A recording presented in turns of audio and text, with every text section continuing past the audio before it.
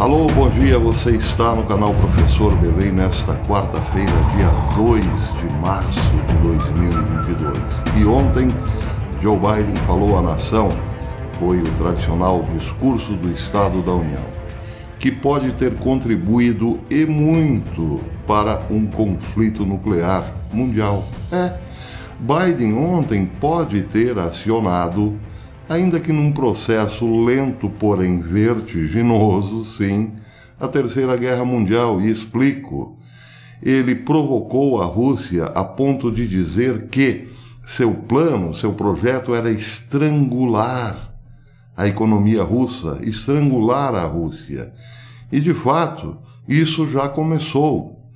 Bancos, empresas, organizações como dizia Zagallo, já se recusam a considerar a Rússia um país existente no mundo, uma economia, uma cultura, uma nação. Todos estão, aos poucos, desligando a Rússia da existência. E Biden mostrou-se ontem uma espécie de autor do projeto, ou pai da criança. Ele insinuou que seus estudos e suas ações foram todas nessa direção, desligar a Rússia da existência.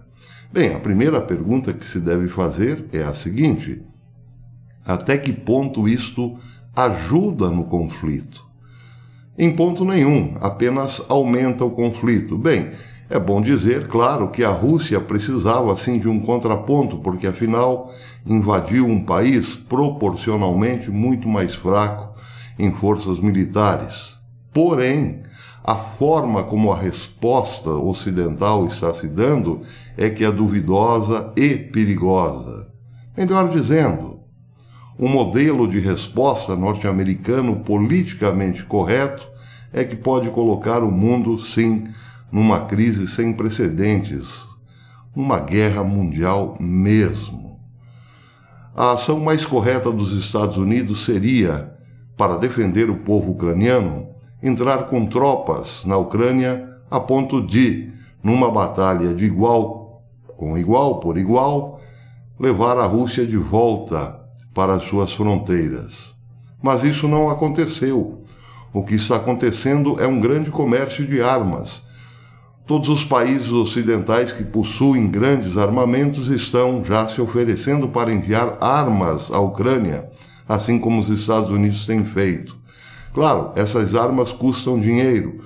Provavelmente não será a Ucrânia a pagar pelas armas, mas os contribuintes dos respectivos países que enviarão para lá suas bombas. Bem, acontece que este modelo coloca os ucranianos, somente eles, na linha de frente. Olha, nós estamos enviando aqui um monte de armas, se virem, vocês são bravos, vocês são valentes, beleza? É uma forma de energizar as tropas na linha de frente. Mas, por outro lado, volta-se contra quem não tem culpa, o povo russo. Porque estrangular a Rússia economicamente é punir o povo. Não é o povo que declarou a invasão da Ucrânia. Muita gente na gigantesca Rússia provavelmente nem sabe por que a Rússia está lá. Outros acham que a Rússia entrou na Ucrânia para libertar os ucranianos da opressão ocidental e sua Agenda 2030 da ONU. O fato é que o povo passará necessidade, passará fome. Ele que não tem culpa. Então a estratégia de Biden ontem, na sua primeira parte do discurso da União, foi dizer o seguinte: nós não puniremos as classes abastadas, nem mesmo Vladimir Putin. Nós puniremos o povo a conta-gotas, estrangularemos a Rússia. Então, já que não contribui para a paz em nada, esta atitude contribuirá para uma resposta muito séria da Rússia. Daí porque, não sou eu apenas, mas muita gente já está falando, sim, em uma resposta muito pesada da Rússia. A Rússia se verá acuada.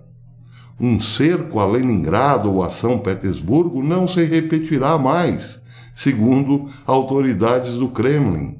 Assim que a Rússia não tiver mais nada para fazer, ver seu povo passando necessidade, passando fome, ela reagirá pesadamente.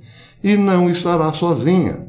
O Ocidente jacta-se de que a Rússia está cercada por todos os lados, não tem mais amigos e parceiros. Só que não é bem o caso.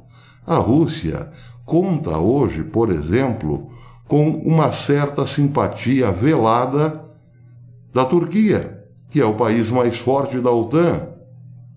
E a própria Alemanha tem muito medo de embarcar numa aventura sem volta, porque ela sabe que será o alvo preferencial da Rússia em caso de detonação de armas nucleares. Mas também, evidentemente, existe a China, que está meio que de boa nessa história, esperando ver o que poderá capitalizar depois de um grande caos. Mas, em última instância, virá sim em favor da Rússia se encontrar uma oportunidade, uma janela para destruir os Estados Unidos, porque a China há muito sonha em ocupar os Estados Unidos da América. Ou seja, a China precisa de uma América para chamar de sua, e pode ser que encontre, nesta crise, a possibilidade de realizar este velho sonho. Mas também, países como Coreia do Norte poderão aproveitar-se também desta janela para livrar-se de inimigos indesejados, como o Japão e a Coreia do Sul. E, claro, dar apoio à Rússia, se possível, enviando um ou outro míssil intercontinental para os Estados Unidos. Sem falar que parte do Oriente Médio, como por exemplo Síria e Irã, e também Iraque, não se enganem, estarão dispostos a defender a Rússia. Aqui na América do Sul não é preciso dizer. No frigir dos ovos, os países hoje comandados por comunistas são todos pró-Rússia. Aqui no nosso continente só o Brasil é neutro. O resto, no fundo, é tudo pró-Rússia. Mas a Colômbia, claro, tem que defender os Estados Unidos, porque é dependente daquele país.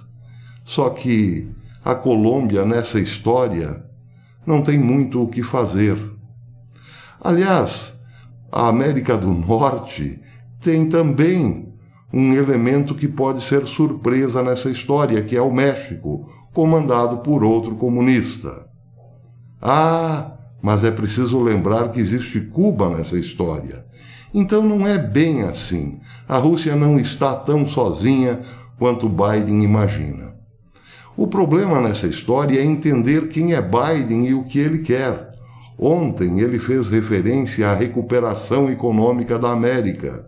Porém, estranhamente, ele foi um dos maiores incentivadores da conclusão do Nord Stream 2, o gasoduto que levará o gás, que levaria o gás de São Petersburgo, na Rússia, diretamente à Alemanha, enquanto cortava a sua própria produção e importação de óleo bruto do Canadá.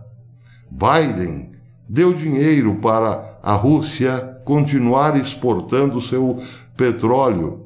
Ele continuou comprando petróleo, mas proibiu que petroleiros norte-americanos continuassem produzindo o petróleo e os seus derivados. Muito estranho, não é mesmo?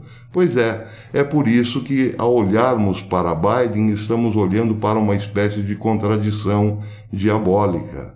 Uma contradição tão forte que ele permitiu dizer que Estados Unidos, México e Guatemala estão investindo muito em segurança, escaneando pessoas atrás de drogas, sendo que a realidade mostra uma fronteira sul praticamente aberta, sem empecilho algum para traficantes e outros agentes entrarem nos Estados Unidos. Foi um festival de ameaças e mentiras. Quem respondeu a esse festival, e de forma muito categórica, foi a governadora de Iowa, a senhora Kim Reynolds. Ela disse depois do discurso do Estado da União, na sede do seu governo em Des Moines, o seguinte: ao ser eleito, Biden prometeu tornar a América respeitada novamente no cenário mundial e unir o país. Em vez disso, ele falhou em ambas as frentes. Internacionalmente, a retirada desastrosa do Afeganistão traiu aliados americanos e encorajou inimigos do país, assim como provavelmente encorajou a Putin invadir a Ucrânia. Biden não abordou a retirada do Afeganistão em seu discurso, enquanto disse aos americanos que estava unindo o povo naquele momento. De fato, quem prestou atenção no discurso de ontem viu uma esquerda feliz e energizada, porque, afinal de contas, está acontecendo tudo o que eles queriam, uma guerra para unir o país que estava dividido em relação ao seu mandatário. Eu disse muitas vezes aqui, o que Biden quer, na verdade, é uma guerra, porque ele não tem mais popularidade nenhuma. Então, encontrando um inimigo mundial, ele tentará capitalizar isso em forma de união, unidade. Pois bem, eles acham que essa história colou, que os Estados Unidos está mais unido do que nunca. Só que não é bem o caso.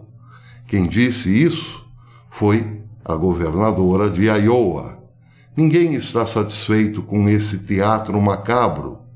Ele é perceptível, sim, por muita gente.